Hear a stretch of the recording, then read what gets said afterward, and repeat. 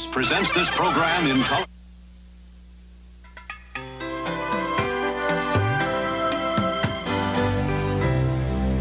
A gorgeous day in New York City, and good morning, everybody. It is Saturday, May 16th. I'm Russ Mitchell. And I'm Susan Molinary. Coming up, we're going to take a look back at Frank Sinatra's life and career.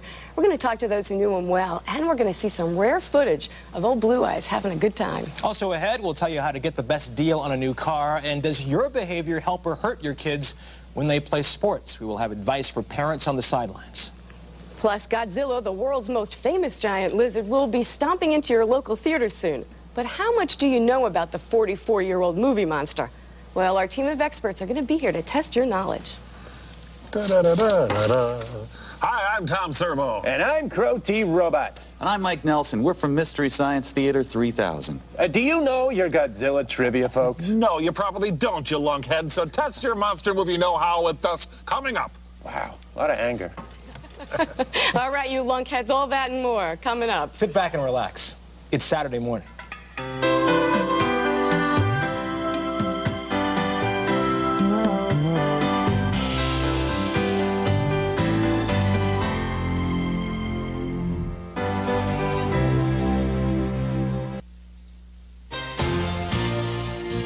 Here's a historical look at how size matters in the movie business. It's definitely a growth industry.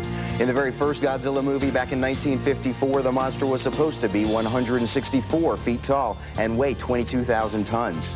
In 1984, Godzilla grew to 262 feet and 55,000 tons. And by 1995, Godzilla towered at 328 feet and tipped the scales at a hefty 66,000 tons.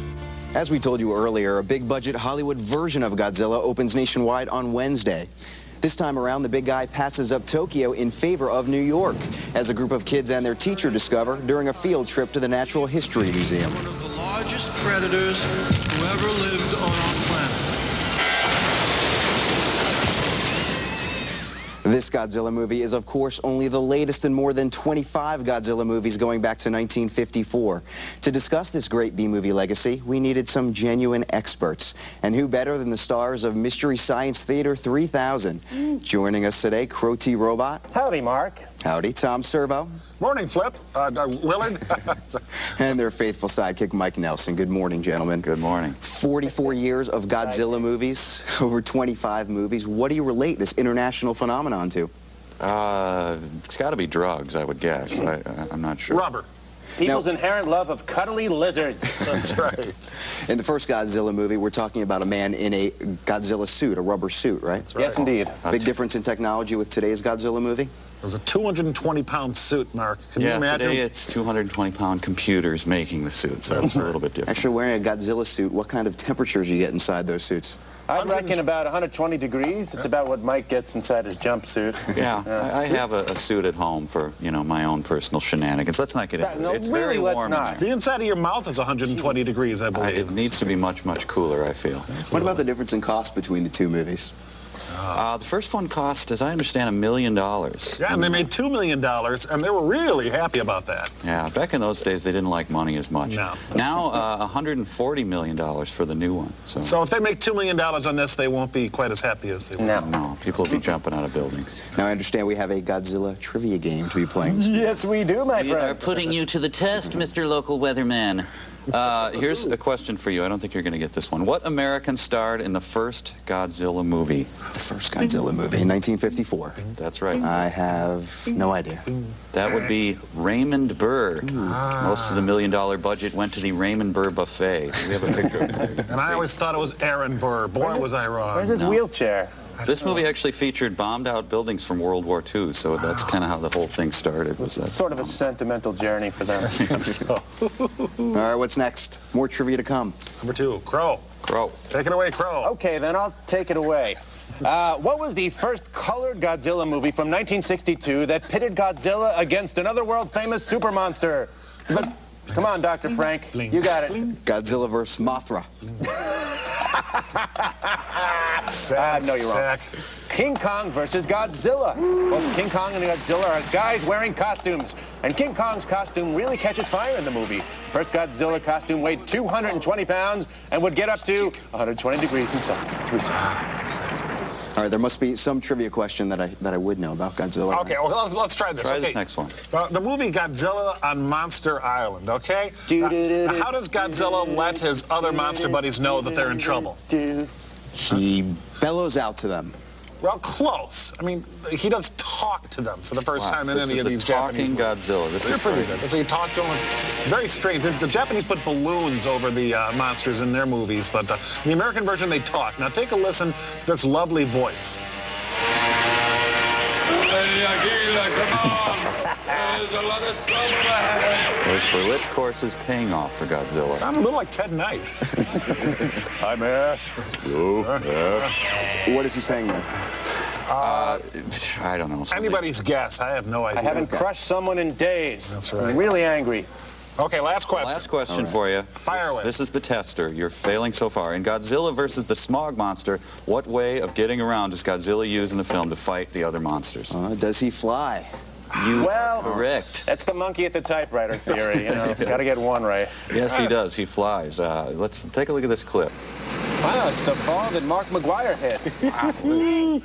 They're coming right for us. Oh, he belched and suddenly he finds himself flying. Ooh, bad breath.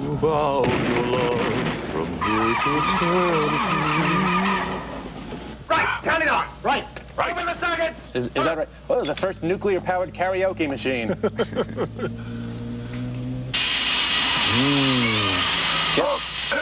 Tell Gorgo I love him. It is quite obvious the three of you have seen a lot of Godzilla movies. What do you suppose is your favorite out of all of them? Godzilla versus Shelley Winters for me. A lot of action in that one. I like Godzilla versus Madeleine Albright myself. Yeah, she wins. Godzilla versus Tom Arnold. Always a perennial favorite for me. Tom Arnold, the most hideous monster ever to hit the movie. All right, we have all the Godzilla information we need to know, and Mystery Science Theater 3000 is featured Saturday nights on the Sci-Fi Channel. Woo! Starting May 26th, you can watch a week-long Godzilla Movies Fest on the Sci-Fi Channel.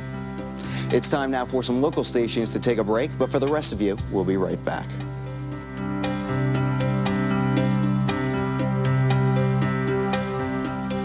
The robots for Mystery Science Theater 3000 and their humans have agreed to hang around for a couple of minutes. Mike Nelson, Crow T Robot and his pal Bill Corbett, and Tom Servo with Kevin Murphy. Howdy. And you gentlemen as well, you write, direct, and produce the show Mystery Science Theater 3000, otherwise known as MST3K. Yeah. Very good. We You do know it your all. stuff. We even cater our own lunches. I do craft services. And of course, we're talking about Godzilla. What are the origins of the original Godzilla movie back in 1954? Well, it started after the war, and obviously 1954 is after the war. But they used some of the bombed-out buildings from the war, and I think it was sort of an effort to I don't know, purge their guilt or whatever. It's a weird phenomenon. Were there problems with the guys in the Godzilla suits crushing the actual sets they were working on?